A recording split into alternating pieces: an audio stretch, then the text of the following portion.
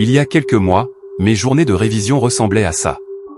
8 heures assis à mon bureau. Des livres ouverts partout. Des dizaines de notifications sur mon téléphone. Et à la fin de la journée, j'avais l'impression d'avoir à peine avancé. J'étais frustré. Je pensais que je devais travailler encore plus. Jusqu'à ce que je découvre une méthode qui a tout changé. Une méthode qui m'a permis de faire en 5 heures ce que je faisais avant en 8 heures. Une méthode qui m'a fait gagner 3 heures chaque jour. Cette méthode, c'est le deep work, ou le travail en profondeur. Et aujourd'hui, je ne vais pas juste te l'expliquer. Je vais te montrer exactement comment je l'ai appliqué, étape par étape, pour transformer mes révisions et ma vie d'étudiant. Le problème que j'avais, et que tu as sûrement aussi, c'est qu'on passe nos journées dans ce que Cal Newport, l'auteur du livre Deep Work, appelle le shallow work, le travail de surface. Le shallow work, c'est toutes ces tâches qu'on fait sans réelle concentration. Répondre à un message WhatsApp en plein milieu d'un chapitre. Regarder une vidéo YouTube éducative tout en scrollant sur Instagram. Relire ses notes avec la musique à fond et l'esprit ailleurs. Tu as l'impression d'être occupé. Tu as l'impression de travailler. Mais en réalité, ton cerveau ne fait que sauter d'une chose à l'autre, sans jamais entrer en profondeur. Le résultat ? Tu retiens mal. Tu avances lentement. Tu te sens épuisé mentalement à la fin de la journée. Pendant des mois, je travaillais 8 heures par jour, mais sur ces 8 heures, peut-être que seulement 2 ou 3 heures étaient vraiment productives. Les 5 autres heures ? C'était du bruit. De la distraction. Du shallow work. Le deep work, c'est l'antidote à tout ça. Le deep work, c'est la capacité à se concentrer sans distraction sur une tâche cognitivement exigeante. C'est un super pouvoir dans notre monde de distraction. Voici les 4 règles que j'ai suivies pour l'intégrer dans mes révisions. Premièrement, j'ai arrêté de réviser quand j'en avais envie. J'ai commencé à planifier des sessions de deep work dans mon agenda, comme des rendez-vous avec mon cerveau. Ma formule était simple. 90 minutes de travail intense, suivi de 20 à 30 minutes de vraie pause. Pendant ces 90 minutes, mon téléphone était dans une autre pièce. Pas en mode silencieux, dans une autre pièce. Toutes les notifications sur mon ordinateur étaient désactivées.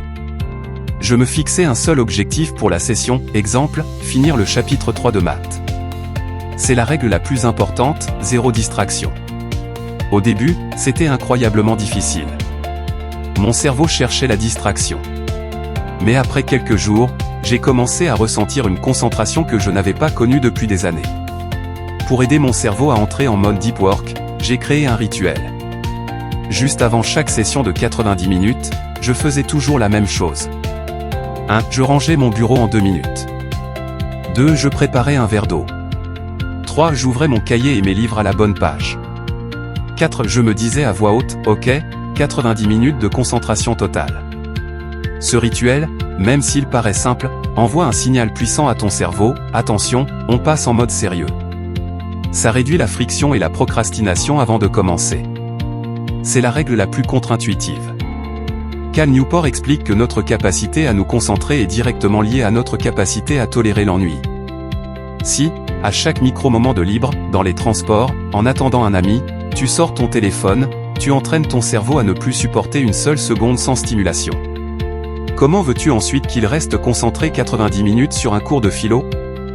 J'ai donc commencé à faire des dopamine detox. Quand j'avais 5 minutes de temps mort, je résistais à l'envie de prendre mon téléphone. Je regardais autour de moi. Je pensais. Je m'ennuyais. Et c'est en réapprenant à m'ennuyer que j'ai renforcé ma capacité à me concentrer quand c'était vraiment important. Enfin, le deep work ne fonctionne que si tu sais t'arrêter. Le cerveau a besoin de repos pour consolider l'information et recharger ses batteries. J'ai fixé une heure de fin de travail claire. Pour moi, c'était 19 heures. Après 19 heures, plus de révision. Plus de mais. Plus de pensées liées aux études. Le reste de la soirée était consacré à la détente, au sport, aux amis, à la lecture. Cette coupure nette est essentielle. Elle permet d'éviter le burn-out et rend les sessions de deep work du lendemain encore plus efficaces. Travailler moins, mais mieux.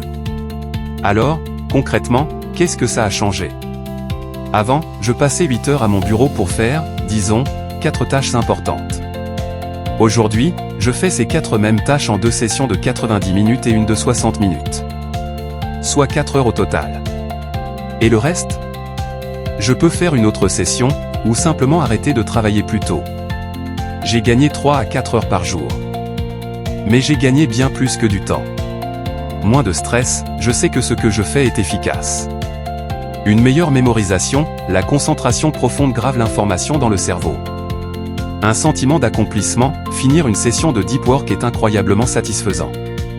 Le deep work n'est pas une méthode magique. C'est un entraînement. C'est la musculation de ton attention.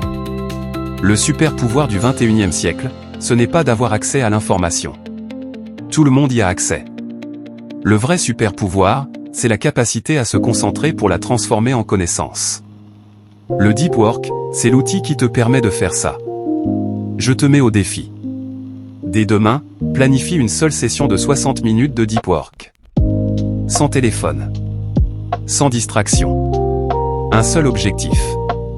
Si tu es prêt à essayer et à reprendre le contrôle de ton temps et de ta concentration, écris en commentaire. Défi accepté biceps pliés. Like la vidéo si elle t'a motivé. Abonne-toi à Mental Étudiant pour d'autres stratégies qui changent.